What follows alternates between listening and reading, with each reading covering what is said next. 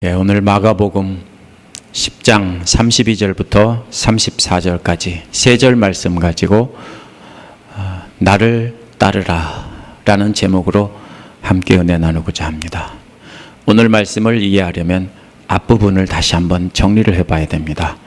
예수님은 33절부터 계속해서 겸손에 대해서 말씀하셨습니다. 하지만 겸손과 함께 형식적인 순종이 아닌 급진적이고 전적인 순종을 요구하셨습니다. 하나님 나라에 들어가려면 자기 욕심을 포기하고 하나님의 뜻에 완전한 순종을 하는 자가 천국에 들어갈 자라는 것입니다. 그것이 100배의 축복을 받는 길이라고 말씀하셨습니다. 예수님의 갈릴리 사역은 겸손한 자세로 완전한 순종을 하는 제자들을 길러내는 데 초점이 있었습니다. 그 목표를 이루기 위해 지속적으로 가르치신 것입니다. 그것이 마가복음 지금까지 나온 내용입니다. 이제 예수님은 제자들과 함께 예루살렘으로 가십니다. 그런데 예수님께서는 제자들보다 앞서서 가신다고 했습니다. 이는 제자들에게 따라오라는 부르심인 것입니다. 이는 또한 우리를 향한 부르심입니다. 우리는 오늘 말씀 통해서 어떤 태도로 따라가야 하고 어디까지 따라가야 되는지 한번 알아보는 시간이 갖겠습니다. 그러면 우리가 어떤 축복을 받을지 우리가 함께 알아보는 시간을 갖도록 하겠습니다. 첫 번째로는 앞서가시는 예수님의 모습이 나옵니다. 원어의 32절은 그러나라는 말로 시작합니다. 대부분 어색하니까 생략하는데요. 그러나 이 말은 앞에 나온 내용과 대조가 된다는 말입니다. 대조가 되는 것은 30절, 31절에 나오는 예수께서 모든 것을 예수님을 위해 버리고 가장 낮은 자가 되면 100배로 축복을 받는다라는 말씀입니다. 이렇게 축복의 길을 말씀하신 것과 제자들이 실제 예수님을 따라가는 모습이 대조가 된다는 말입니다. 32절에서 그들은 제자들입니다. 제자들이라는 말은 10장 24절에 나옵니다. 그리고 26절에 제자들이라고 번역된 것은 그냥 그들입니다. 한번 제자들이라고 했으면 그 다음에는 바뀔 때까지는 계속 그들이라고 하는 것입니다. 26절에서도 그들이고 27절에도 그들이라는 말이 나옵니다. 그리고 나서 32절에서 그들이라는 말이 나오면 이 그들은 분명히 제자들입니다. 그렇기 때문에 여기서 그들은 분명히 제자들입니다. 제자들이 예루살렘으로 계속해서 올라가고 있었다는 뜻입니다. 그리고 그 앞에 예수님께서 가고 계셨다는 것입니다. 그런데 앞장서서 가셨다는 말은 상당히 멀리 떨어져서 앞에 가고 있다는 뜻입니다. 그래서 제자들은 따라가기 싫어서 억지로 느릿느릿 따라가는 모습입니다. 왜냐하면 두 번이나 제자들에게 십자가의 죽음을 예고하신 뒤에 모든 것 버리고 따라오라고 하신 뒤에 담대하게 앞장서서 가고 계시기 때문입니다. 그래서 여기에서 앞서가시는 이유는 바로 제자들에게 자신을 따라오라는 그런 무언의 명령입니다. 두 번째로는 뒤따라가는 제자들의 모습이 바로 이어서 나옵니다.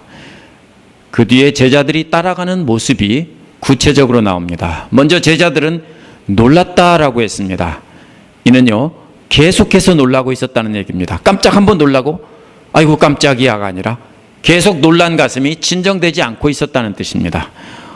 원어는 역시 제자들이 아니라 그냥 그들입니다.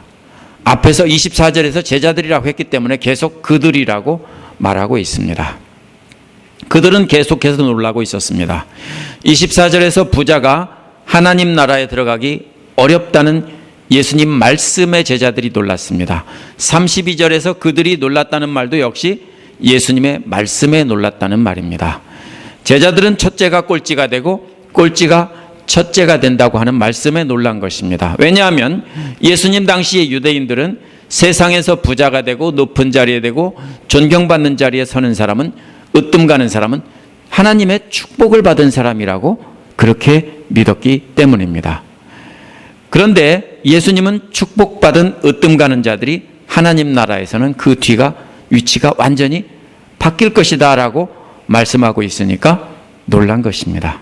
왜냐하면 제자들도 세상에서 으뜸 가는 자들이 되고 싶은 마음에 예수님을 따라가고 있기 때문입니다. 예수님은 그렇게 말씀하신 것이 예수님은 말씀만 그렇게 하신 것이 아니라 지금 실제로 가장 낮은 자의 모습으로 십자가를 지시기 위해 지금 담대히 예루살렘을 향해서 앞서가고 계신 것입니다. 그 모습을 보고 제자들은 진짜 깜짝 놀란 겁니다. 어떻게 저렇게 죽으러 간다고 하면서 저렇게 담대히 갈 수 있나 하는 그 모습에 깜짝 놀라고 있는 모습입니다. 예수님이 낮은 죄수 중에서도 가장 낮은 죄수가 사형수입니다. 근데 사형수가 돼서 죽으러 가는 길이기 때문입니다.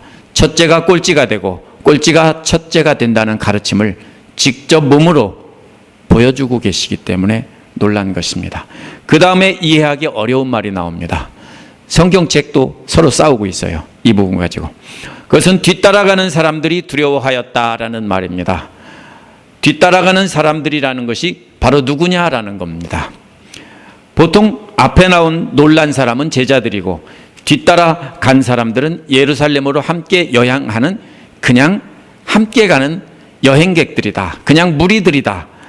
이렇게 해석을 합니다. 영어의 NIV나 New Living Translation 같은 번역, 또 우리가 가진 새 번역도 그렇게 번역했습니다. 앞에는 제자들이고 뒤에는 어떤 사람들이다. 이렇게 번역했습니다.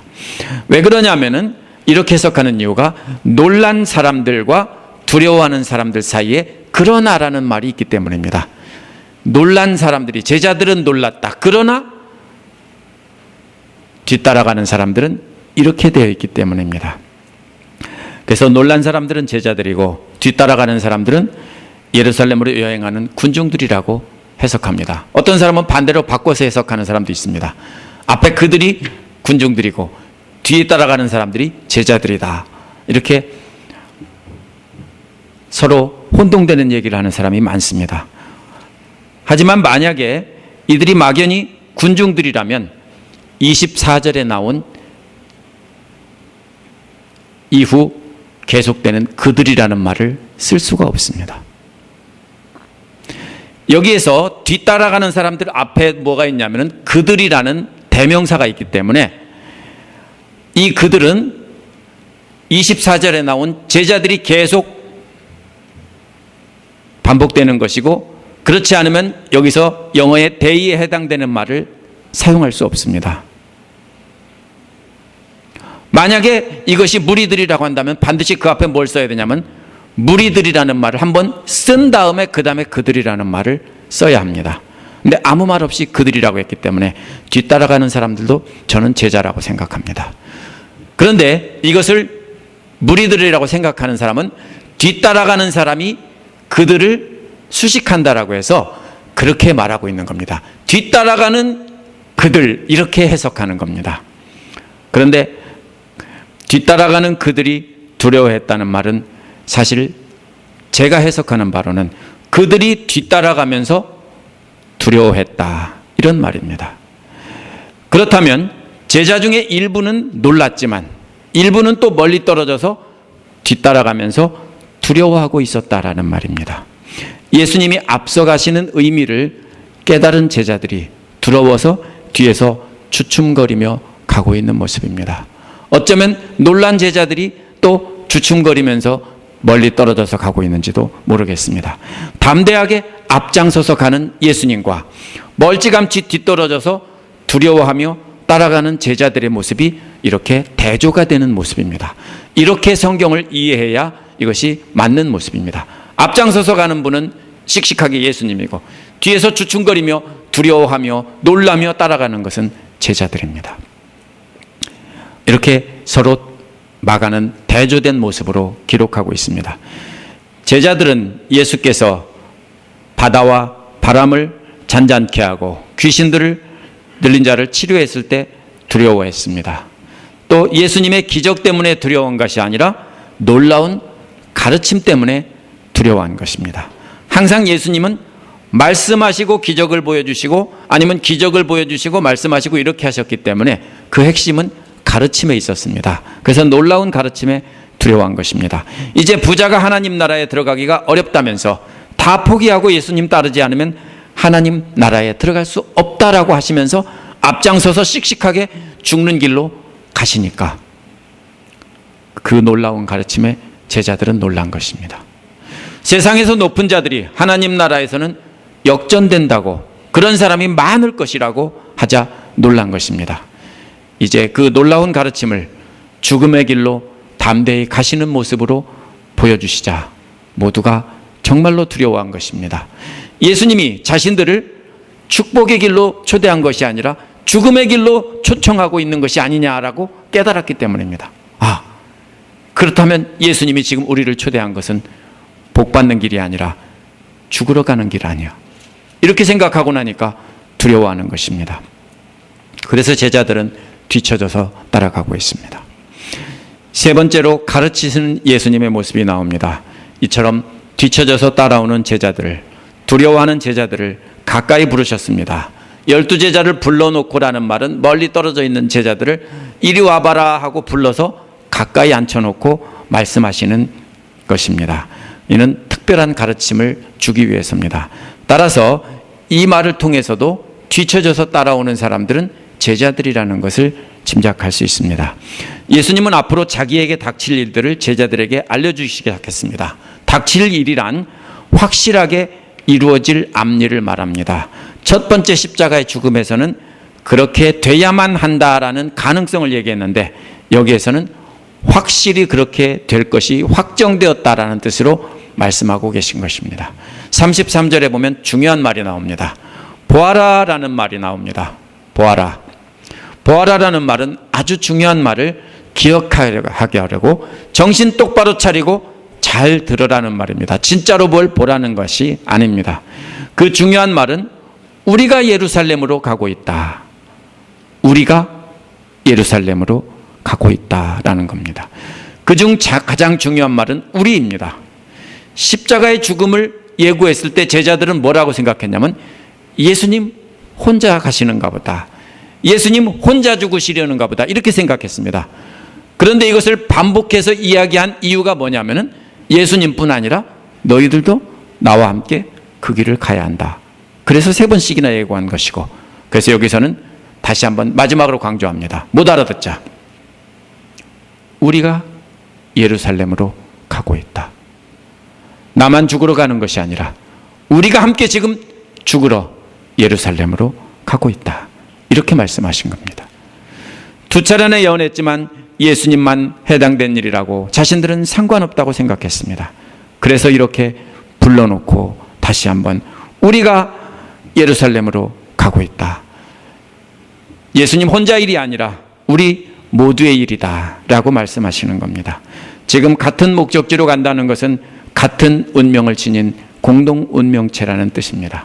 그러면서 미래의 일을 나타내는 말들이 퍼레이드처럼 계속 이어집니다. 이 모든 일어날 일들은 예수님의 고난과 죽음에 관한 것입니다. 함께 예루살렘으로 가고 있다면서 앞으로 받을 고난을 받을 사람은 인자라고 말합니다. 인자가 뭐냐면 다니엘서에 예언된 유대인들이 기다리던 메시아, 다윗과 같은 왕입니다. 근데 예수님이 다니엘에 예언된 그 메시아인 자신이 지금 받을 고난을 말하고 있는데, 첫 번째는 대제사장과 율법학자들에게 넘겨진다는 것입니다. 여기에서 대제사장과 율법학자는 사내들인 공회입니다. 율법학자들은 뭡니까? 대제사장들의 뭡니까? 이게 조언을 해주는 성경학자들입니다. 그래서 이 사람들이 함께 성경 말씀에 근거해서 지금 예수님을 재판하겠다는 것입니다. 종교 재판을 받는데 넘겨진다는 뜻입니다. 두 번째는 대제사장과 율법학자들이 예수님께 사형 판결을 내린다는 것입니다. 그런데 문제가 있습니다. 유대인들은 로마의 식민지이기 때문에 사법권이 없습니다. 사형 판결을 내릴 권한이 없기 때문에 판결은 내렸지만 죽일 권한이 없습니다. 그래서 이것은 그 자체가 불법이고 아무 의미 없는 결정입니다. 너는 사형에 해당된다고 했지만 실제로 사형시킬 수가 없어요. 그래서 그 다음에 나오는 것이 세 번째는 대제사장과 율법학자들은 사형 판결을 내린 뒤에 이방인들에게 넘긴다는 것입니다. 이방인들이 누구냐면은 바로 본디오 빌라도와 같은 로마 제국의 지배자들입니다. 권력자들에게 넘겨준다는 것입니다. 어떻게 넘깁니까? 유대인 지도자들은 예수님을 사형시켜달라고 로마 제국 권력자들에게 넘긴다는 것입니다. 하지만 문제가 뭡니까? 자기들이 재판한 것은 하나님을 모독했다면서, 하나님을 모독했으니까 율법에 의해서 죽어야 한다. 이것이 바로 죄목입니다. 그런데 그렇게 해서 로마 제국 당국자들에게 죽여달라고 하면은 절대로 죽여주지 않습니다. 왜냐하면 로마 제국 당국자들은 뭘로 재판합니까? 율법에 따라 재판하는 게 아니라 그 유명한 로마법에 따라서 재판하기 때문입니다.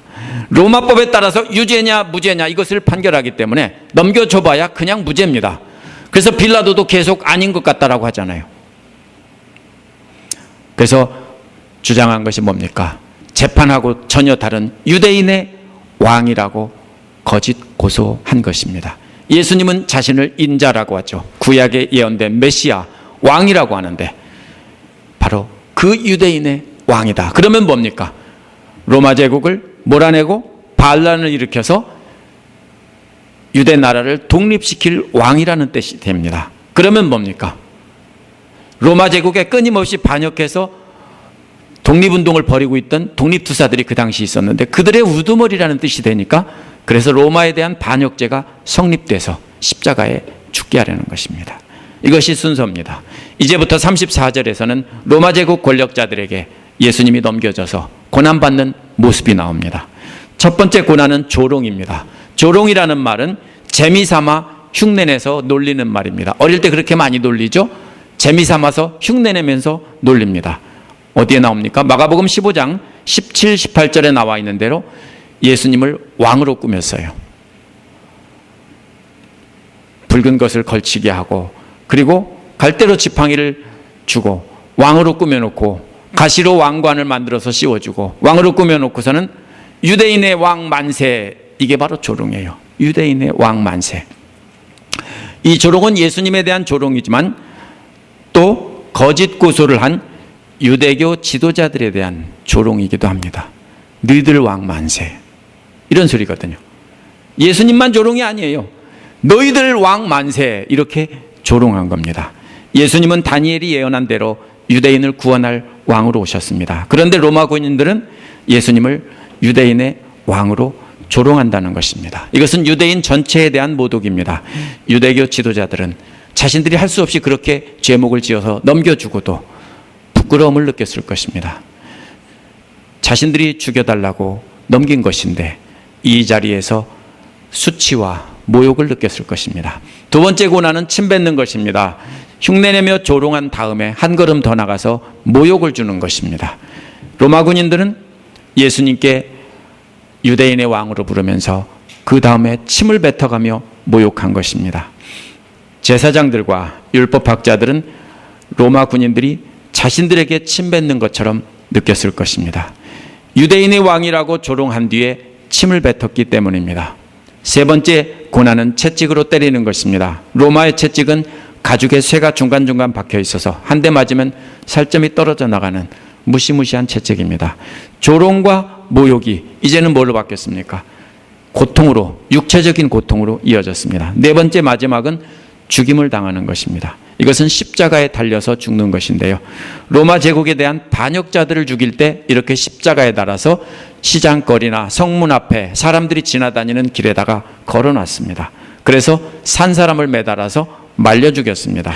가장 오랜 시간 동안 고통을 당하다가 죽는 형벌인데 인간이 사형시키는 방법 중에 가장 잔인한 형벌이 바로 십자가형이라고 합니다.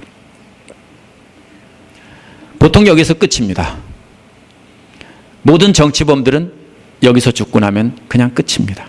그냥 시체 치우면 끝입니다. 그러나 예수님은 고난과 죽음에 대한 예언은 고난과 죽음이 끝이 아닙니다. 예수님께서 진짜 하고 싶은 말씀은 그 다음에 나옵니다. 사흘 뒤에 살아날 것이다. 예수님은 이 말씀을 하고 있는 겁니다. 예수님께서 자신이 당할 고난과 죽음을 이렇게 자세히 말씀하시기 전에 하신 말씀을 다시 한번 기억해야 됩니다. 그 말씀은 우리는 지금 예루살렘으로 가고 있는 중이다. 이런 현재 진행형과 같은 그런 말입니다. 우리는 지금 예루살렘으로 가고 있는 중이다. 그렇다면 이러한 고난은 예수님만 받는 것이 아니라 제자들도 함께 받아야 된다는 것입니다. 그런데 예수님이 시범적으로 먼저 그렇게 받는다는 것입니다. 제자들도 유대교 지도자들에게 예수님처럼 넘겨져서 사형 판결받고 로마 제국 정치 지도자들에게 넘겨져서 조롱과 모욕과 고문을 당한 뒤에 죽게 된다는 것입니다. 그렇다면 제자로 부르셔서 가장 낮은 자를 섬기는 종이 되는 마지막 종결자, 끝은 뭡니까? 예수님을 따라 고난을 받고 죽음의 길을 간다는 것입니다. 이게 제자들을 부른 것이에요. 예수께서 받으신 조롱과 모욕과 채찍을 다 받으면서 죽음은 가장 낮은 자가 받아야 될 형벌을 대신 받은 겁니다. 제자로 부르신 것은 결국 너희들도 나와 똑같이 따라와서 그렇게 가야 한다. 내가 먼저 앞서가서 받을 테니까 너희들도 따라와서 같은 고통을 받아야 한다. 이렇게 고난과 죽음으로 초대한 것입니다. 하지만 단순히 고난받은 후에 죽고 끝난다면 아무 의미가 없습니다. 진짜 핵심은 사흘 뒤에 살아난다는 것입니다. 이는 예수님만 그렇게 된다는 것이 아닙니다. 바울은 고린도전서 15장 20절에서 그리스도께서 죽은 자 가운데서 다시 살아나사 잠자는 자들의 첫 열매가 되셨도다라고 했습니다. 이 앞에 무화과 나무에 첫 열매가 딱 열리면 그 다음에 무슨 신호입니까? 많이 열린다는 뜻입니다. 마찬가지입니다. 예수님이 사흘 뒤에 부활했다라는 것은 너희들도 나와 함께 고난을 당하고 죽겠지만 부활할 것이다, 이 말입니다. 그렇다면 따라오라고 초대한 것은 죽음으로의 초대지만 이 죽음의 초대는 영원한 생명으로의 초대인 것입니다. 이것이 오늘 말씀입니다. 한번 정리해 보겠습니다. 예수님은 제자들에게만 나를 따라오라고 한 것이 아닙니다. 예수님을 믿고 제자가 되기로 한 우리 모두에게 그렇게 따라오라고 한 것입니다. 잘못 따라온 것 같죠? 교회 잘못 나온 것 같죠? 우리가 예수를 영접하고 그분을 믿는다는 것은 그분의 가르침을 받아들이고 그분이 홀로 가신 그 길을 우리도 똑같이 따라가야 하는 것입니다. 그러나 예수님의 뒤를 따라가는 제자들은 예수님과는 완전히 딴 생각을 하고 따라갔습니다. 예수님의 제자들은 대부분 그 당시의 사회의 가장 하층민이었습니다. 예수님이 놀라운 말씀을 가르치고 기적을 행하는 것을 보고 예수님만 따라가면 인생 역전될 줄 알고 따라온 사람들입니다.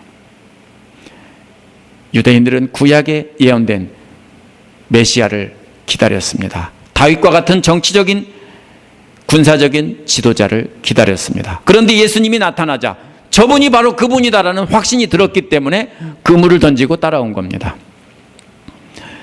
제자들은 예수께서 모든 질병을 치료하고 죽은 자도 살려내고 오병이어로 5천 명의 장정을 먹이는 걸 보고 신이 났습니다.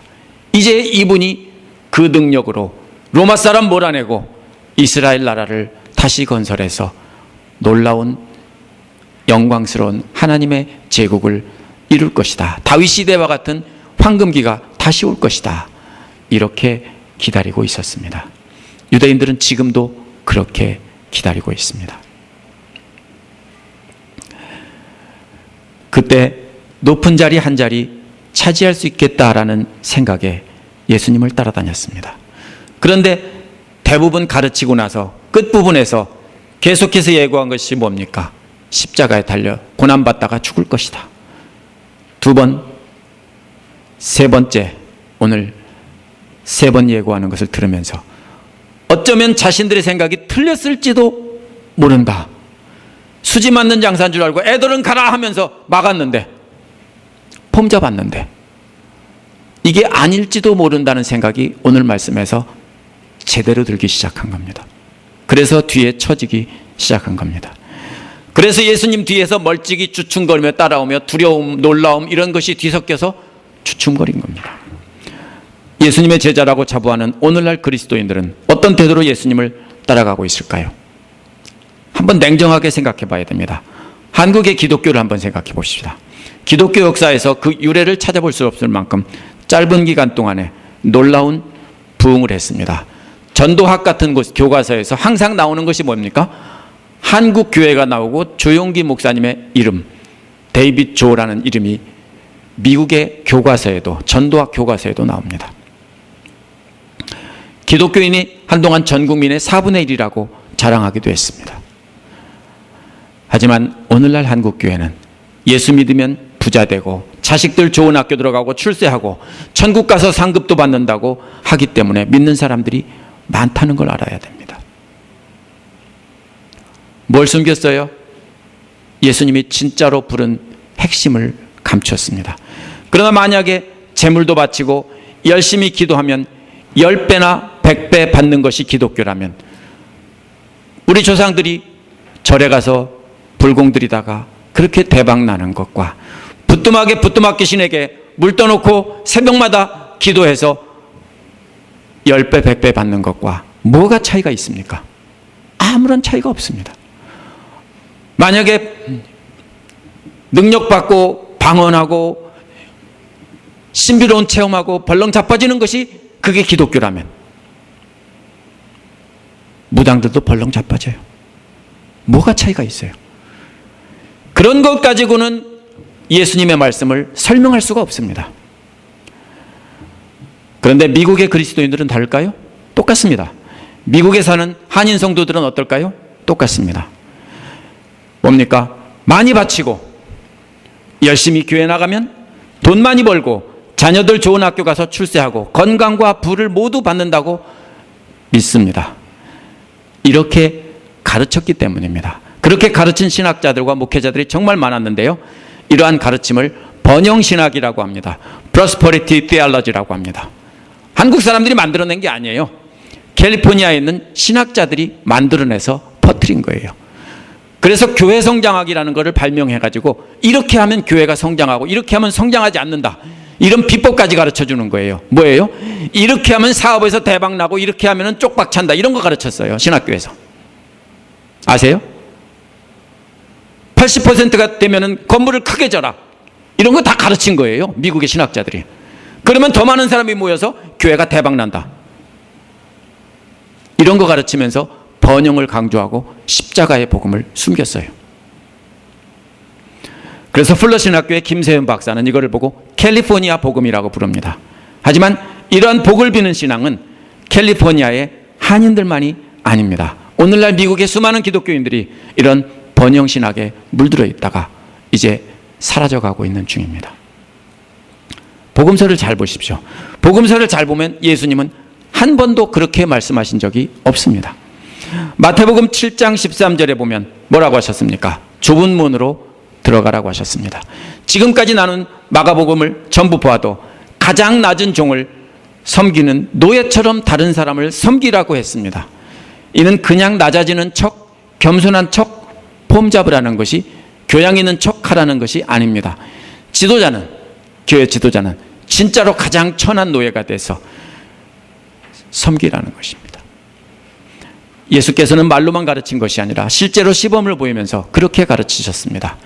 오늘 본문에서 모욕과 수치와 고난과 죽음의 길로 가시면서도 담대하게 앞장서서 가시면서 우리 보고도 Follow me 하신 것이 예수님이에요. 예수님의 제자들과 바울은 나중에 모두 예수님의 길을 따라갔습니다. 언제 따라간지 아세요? 부활하신 주님을 목격하고 오순절날 성령 받고 나서 깨닫고 나서 그때부터야 따라가기 시작한 겁니다. 만약 캘리포니아 복음과 번영신학이 옳다면 예수님의 제자들은 또 바울은 멍청한 짓 한 겁니다. 가장 불쌍한 사람이라고 바울 자신도 그랬죠. 저주받은 사람이에요. 왜? 죽을 고생하고 고난받다가 결국은 다 죽임당한 사람들이니까 저주받은 사람들이에요. 번영신학에 따르고 캘리포니아 복음에 따르면 저주받은 인간들입니다. 중세 교회는 안 그런 줄 아세요? 그랬어요. 그래서 유럽에서 아프리카로 아메리카로 막 한 것이 뭡니까? 그걸 증명받고 싶었던 거예요. 내가 복받은 사람이고 구원받은 사람이다. 그러면 돈을 많이 벌어야 된다. 왜? 하나님께서 택하신 사람들은 돈을 왕창 벌고 모든 일이 잘 되게 되어 있다. 그래서 전 세계로 나가서 죽이고 빼앗고 이렇게 도둑질하며 산 거예요. 교회가 그렇게 만들었어요. 가서 돈 많이 벌어와라. 그래서 교회다 많이 바쳐라. 이렇게 가르쳤어요. 그 사람들 모두 하나님 나라 가면 전부 심판을 받을 겁니다. 세상적인 관점에서 보면 아무런 영광도 누리지 못하고 선교지에서 죽어간 수많은 선교사들이 그냥 저주받은 사람들입니다. 교회 역사에 나오는 이름도 없이 빚도 없이 핍박만 받다가 그냥 순교한 사람들은 전부 다 저주받은 사람들입니다. 이거 제가 만들어낸 말이 아니에요. 성경에 있는 말을 그대로 오늘까지 본 것을 해석을 하면 그 이상 벗어날 수가 없습니다. 여러분은 지금 어디 계십니까? 예수님 뒤를 가까이서 씩씩하게 따라가고 계십니까? 아니면 멀찌감치서 이게 아닌데 라고 하며 중얼거리며 억지로 따라가고 계십니까? 어떤 태도로 따라가고 계십니까? 개선장군처럼 개선장군의 뒤따르듯이 씩씩하게 따라가고 계십니까? 그렇다면 둘 중에 하나입니다. 죽을 각오로 따라가는 사람이든지 아니면 아직도 이 세상에서 예수만 믿으면 모든 게 잘 되고 대박 터진다고 생각하면서 따라가는 사람이든지 둘 중에 하나입니다. 그래도 마음속에 조금은 이 땅에서 복을 받아야 공정하지 않으냐 생각하십니까? 저도 그렇게 생각했습니다. 제가 2003년 말에 직장을 그만두고 예수님을 따라가기 위해 목회자 길로 들어섰습니다. 물론 고난의 길이라는 것을 알고 각오하고 따랐습니다. 근데 지금 돌아보니까 제 마음속에 가만히 보니까 그래도 폼나는 목회를 하고 유명해지고 인정받는 목회를 하고 싶은 마음이 마음속에 조금은 남아 있었어요. 제가 지금 돌아보니까 저는 그런 마음 없다고 생각했는데 돌아보니까 그런 마음이 있었어요. 하나님은 내가 모든 것을 버리고 따라간 고난의 길에 대해서 조금이라도 보상해 줄지도 모른다. 아니 그래야 맞는다 이렇게 생각했어요. 그런데 지난 화요일 이 말씀을 잠깐 읽어보고서 마음에 엄청난 부담이 왔어요. 내 마음속에 남아있던 그 작은 마음조차도 잘못된 거다라는 것을 제가 깨달았습니다. 그런 마음을 조금이라도 가지고 그리스도를 따른다면 그것은 진정으로 그리스도를 따르는 길이 아닙니다. 그래도 혹시 이만큼 수고했으니까 조금은 복을 받아야지 이렇게 생각하지 않습니까? 만약 그렇다면 여러분은 멀찌감치서 딴 생각하며 예수님을 따라가고 있는 것입니다. 저와 여러분 모두가 오늘 말씀 통해 분명히 알아야 될 것은 예수님은 우리를 고난의 길과 죽음의 길로 초대하셨다는 겁니다. 그것이 현실입니다. 따라서 여러분 자신 안에 아직도 제자들과 같이 완전히 버리고 완전히 죽지 않으면 진짜로 예수님을 따라갈 수 없습니다.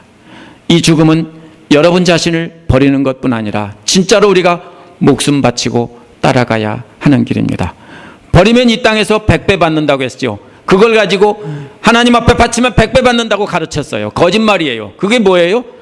어떻게 어머니가 100배가 되고 형제가 어떻게 100배가 돼요? 교회를 말하는 거예요. 교회를 통해서 그렇게 공급받는다는 것이고 교회에서 그렇게 아름다운 교제를 나누게 된다는 거예요. 영적인 축복과 믿음의 교제의 축복을 말씀하신 거예요. 이 땅에서. 따라서 이 땅에서의 축복은 교회에서의 축복을 말씀하신 거지 세상에서 잘 먹고 잘 산다는 뜻이 절대로 아닙니다. 따라서 우리가 각오해야 될 것은 세상 사람들에게서 또 믿음이 없는 사람들에게서 조롱과 침뱉음을 당하고 채찍 맞는 것과 같은 고난입니다. 그걸 각오하고 따라가야 되는 겁니다. 마지막엔 결국 죽음도 각오해야 되는 것입니다.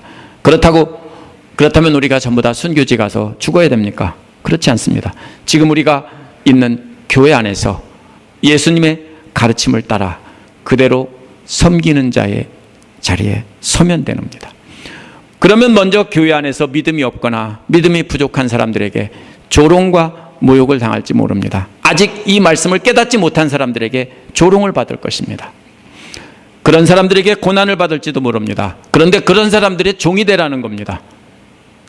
내가 더 괜찮은 사람이고 내가 더 믿음 좋은 사람이지 하면서 폼 잡으면서 섬기는 척하라는 게 아니에요. 애기 키워보셨어요? 애기 따라다니면서 뭐예요? 종로로 나가세요? 똥 싸면 똥 치워주고 오줌 싸면 기저귀 갈아주고 계속 쫓아다니면서 말질시키면 제자리에 놓고 하지 않으세요? 그렇게 하라는 거예요. 그냥 말로가 아니라 진짜로 하라는 거예요. 그런데 우리가 만약에 진짜로 그렇게 한다면 교회 안에서 분쟁은 사라질 것입니다. 그런 태도로 죽을 각오로 낮은 자를 섬긴다면 교회 안에서 분쟁은 완전히 사라질 것입니다. 하지만 죽지 못하고 내가 살아서 내가 그래도 괜찮은 사람이라고 하다 보니까 서로 자꾸 싸우는 거예요. 하지만 단순히 죽음에서 끝나는 것이 아닙니다. 죽음에서 끝난다면 기독교는 정말 불쌍한 종교입니다. 만약 그냥 우리가 예수님을 뒤를 따라가다가 그냥 죽는다고 한다면 예수님의 초대는 의미가 없습니다. 예수님께서 우리를 진짜 초대하신 이유는 영원한 생명이 있기 때문입니다. 예수님을 위해 우리가 받는 고난과 죽음은 영생이 약속되었기 때문입니다. 우리도 예수님처럼 부활해서 예수님과 함께 영원히 살 것을 믿기에 그것을 위해 이 땅에서 낮은 자의 모습으로 멸시와 조롱을 당하면서도 섬기는 종의 모습으로 살아야 하는 것입니다.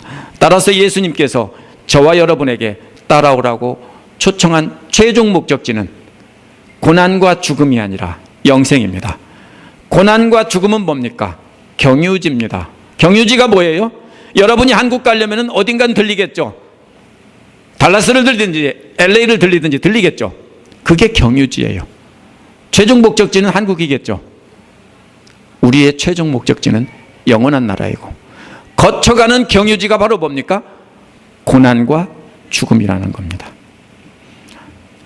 따라서 우리는 몸이 부활해서 영원히 사는 것이 바로 우리의 진짜 소망이고 그 소망을 바라보고서 우리가 고난과 죽음으로 초대한 예수님을 따라가는 겁니다.